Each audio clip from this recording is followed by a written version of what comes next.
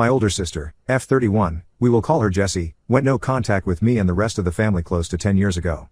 I was 13 when this happened. All I remembered was I came home from school with my other siblings and both of my parents told me that Jessie was no longer a part of our family and that she chose Satan over family, and I remember being crushed. I think I cried when they first told me because I felt like she just abandoned me.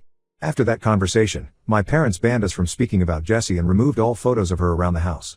The months that went on without Jessie, the more I grew to hate her and got angry that she chose Satan over our family. Meanwhile, for me, I stayed very much loyal to my parents. I studied the Bible day and night and was active in my church, just so I could prove to my parents I was not like Jessie. At 16 my parents signed off and I got married to my now husband.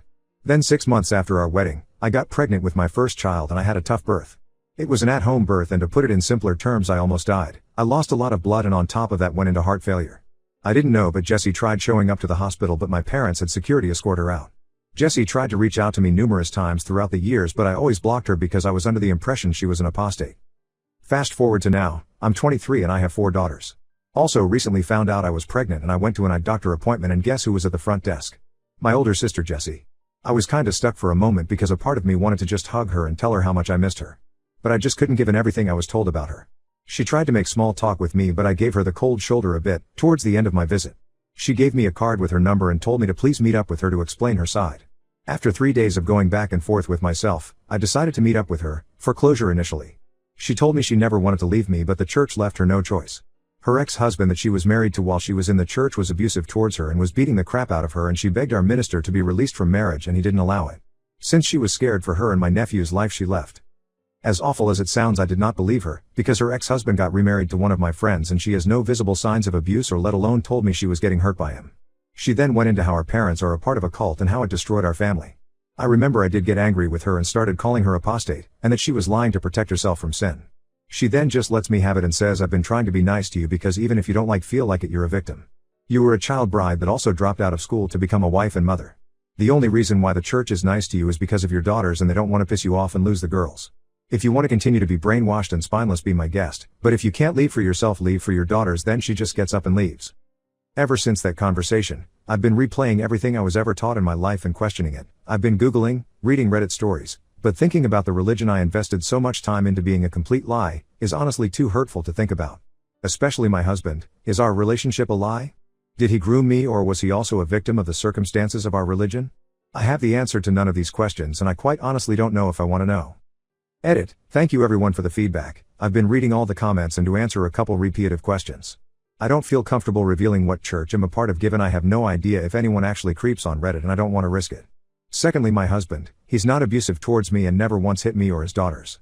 But also he works 60 hours a week, so our time together is limited these days.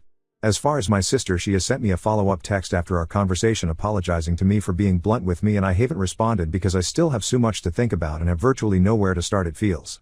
But also I want to apologize if I came across as a victim blamer in my post. That's never my intention. Sister's POV. I'm the older sister that went no contact and gave my sister a harsh reality check.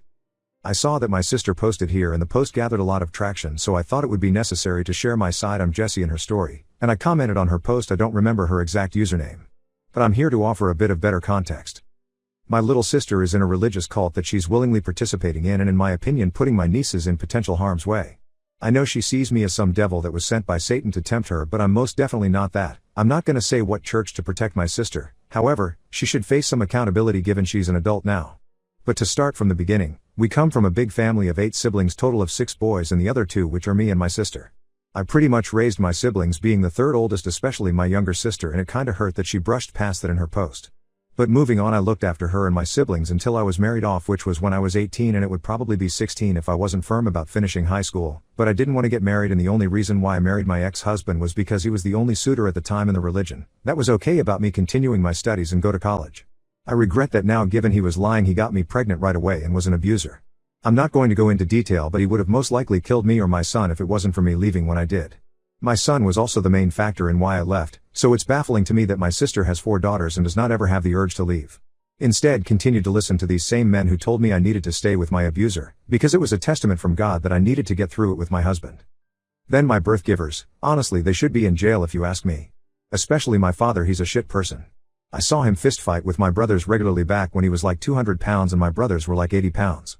He has never hit me personally, but I have seen him quite literally knock the wind out of my mother, and we were conditioned to think that was normal, and it wasn't. I know my sister is not going to like me bringing in our parents because the way her life is now is thanks to them. But I mean, it has its benefits because she's probably the golden child for them. Because she's not the difficult child and is the one who does what she's told. Now her husband, he's 35 years old. So yes, he was 28 marrying a 16-year-old. Before you ask, how is that legal? In my awful state, you can get married at 16 with parental permission, and on top of that, the age of consent is 16 years old. So everything was legal. I remember when I first heard she was getting married to her husband, I tried everything in my power to stop the marriage from going through. I got the police involved and they were absolutely useless.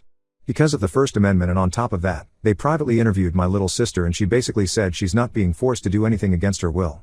So there's nothing the cops could do. I still get mad at this situation to this day. Luckily her husband is not abusive, she got extremely lucky there. But he's still horrible in my opinion. It's absolutely ridiculous how she has either been pregnant or had a baby on her hip the entirety of their marriage so far. She couldn't finish high school because of the lack of help with the baby, plus he nearly killed my sister when he pushed for an at-home birth knowing she had preeclampsia, and he also threatened me with a restraining order when I tried to go see her in the hospital. Now back to our conversation 2 weeks ago. You really hurt me when you didn't believe me about my abuse.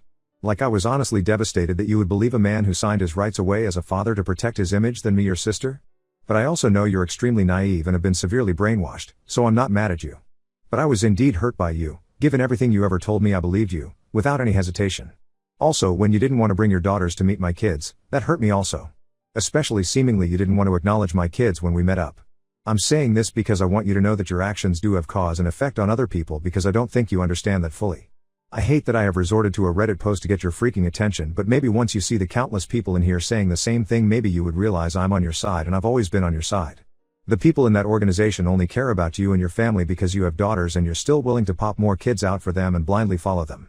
Again, I will repeat myself, I will help you if you let me, but as of right now, you're not letting me. Update: I'm so glad this gained traction and you guys got my sister to respond to me, so thank you. However, it wasn't what I wanted to hear. We talked on the phone for about 3 hours today and it was a lot of back and forth. To put it quite simply, my sister does not want to leave her husband, but she does want to leave the religion. So she wants time to potentially convince him to leave with her.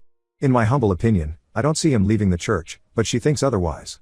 I then asked her if she would still leave if he didn't want to, and she didn't give me a firm yes or no. The only thing she said wants to wait until she has her baby since she is pregnant. I'm kinda disappointed, I am not going to lie. It sounds like she was making excuses to shut me up. I'm sorry, it's not the update y'all wanted to hear. I would hate for her to leave me no choice and to go nuclear on her and get my friend who's a social worker to get CPS involved. But I'm not going to do that yet. I'm going to calm down for now, but it's just frustrating trying to talk sense into anyone that's so brainwashed and sees me as like one of Satan's disciples.